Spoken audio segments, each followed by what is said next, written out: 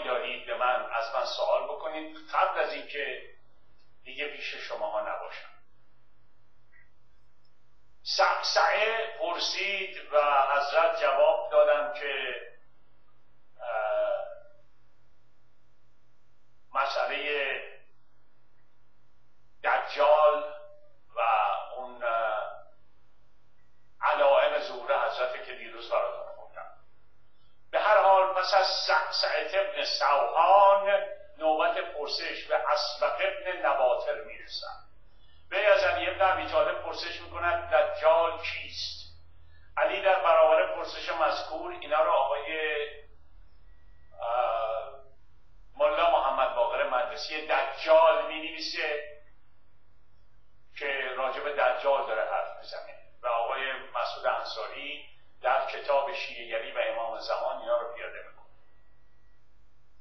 علی در برابر پرسش مذکور پاسخی میدهد که ما پاسخ او را با گفته های امام جعفر صادق نوشته های صدوق در کتاب کمال الدین از قول محمد ابن عبدالله دکتر محمد خزائلی در کتاب اعلام قرآن و علامه مدرسی در بهارالانوار به طور خلاصه شرح می‌دهیم. علی ابن ابی طالب درباره دجال میگوید دجال ساعد ابن سید است. دجال از مادر یهودی زایش یافته و یک چشم ندارد و چشم دیگر او در پیشانیش قرار دارد. حالا با ایمان قبول میکنی قبول کن، با خردت قبول میکنی قبول کن. و مانند ستاره صبح میدرخشد. چیزی شبیه به یک لکه آمیخته به خون در چشم او وجود دارد. در پیشانی او نوشته است این شخص کافر است. اینا رو حضرت علی ابن ابی طالب داره میگه راجع به هزاران هزار سال بعد، در حالی که نمیدونه یارو از پشت میاد با دشنه میزنه خودشو از بین میبره. هر شخص بی سواد و با سوادی میتواند این جمله را بخواند. سوادم نداشته باشه میتونه بخونه توی پیشونی دجال که این شخص کافر است. اینا قدرت خداست. 3 4 تا 1,200,000. دجال داخل دریاها میشود و آفتاب با او میگردد. در جلوی رویش کوهی از دود وجود دارد و پشت سرش کوه سفیدی است که مردم آن را کوه گندم میبینند. دجال در یک قحطی سخت پیش از ظهور مهدی یا مقارن آمدن او از اصفهان یا از سجستان، منظور سگستان منظور سیستانه، از قریه یهودیه، در سیستان حتما یک قریه به نام یهودیه هست و علی که دروغ نمیگه که ظهور میکند و بر الاغ سفیدی سوار است. محمد ابن عبدالله میگوید فاصله میان دو گوش الاغ دجال 1 میل راه است. 1 میل یعنی 1.6 کیلومتر، 1600 متر بین این گوش و اون گوش الاغ دجال راه. بهشت و جهنم در اختیار او قرار دارد. دیگر در اختیار خدا آمده بیرون، بهشت در اختیار دجال قرار دارد.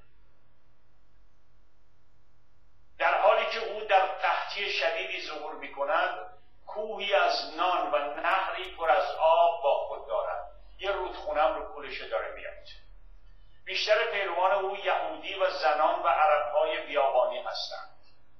تو اصفهان زنان و عربهای بیابانی چی کار میکنن من نمیدونم.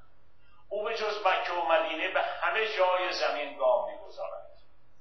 علی ابن ابی طالب میگوید یک گام الاغ دجال 1 میل راه است. از هیچ آبی نمیگذرد مگر اینکه آن آب تا روز قیامت خشک شود. یعنی اگه بره دم اقیانوس کبیر، آب اقیانوس کبیر تا روز قیامت خشک میشه. با صدای بلند خود چنان ندا در میدهد که از مشرق تا مغرب جن و انس و شیاطین صدای مهیب او را میشنوند. دجال دشمن خداست و میگوید ای افراد بشر، من خدای بزرگ شما هستم، به سوی من بیایید. از هر موی الاغی که دجال بر آن سوار است نغمه‌ای به گوش میرسد، یعنی ارکستر متحرکه، و آن نغمه ها موجب جذب مردم سست و ناپرهیزکار به او می شود. بیشتر پیروان او زنازادگان، یهودیان و زنان و عربهای بیابانی، شرابخواران، نوازندگان و بازیگران هستند.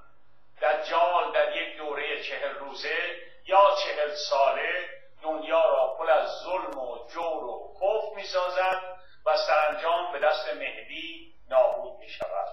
فرقش هم زیاد نیست، یا 40 روزه یا 40 ساله. دروغ که استخون نیستش که. اعتقاد داری باور کن.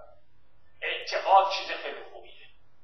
اعتقاد آدم رو خیلی دانشمند میکنه. 3-4 تا 1,200,000 تا اعتقاد داری.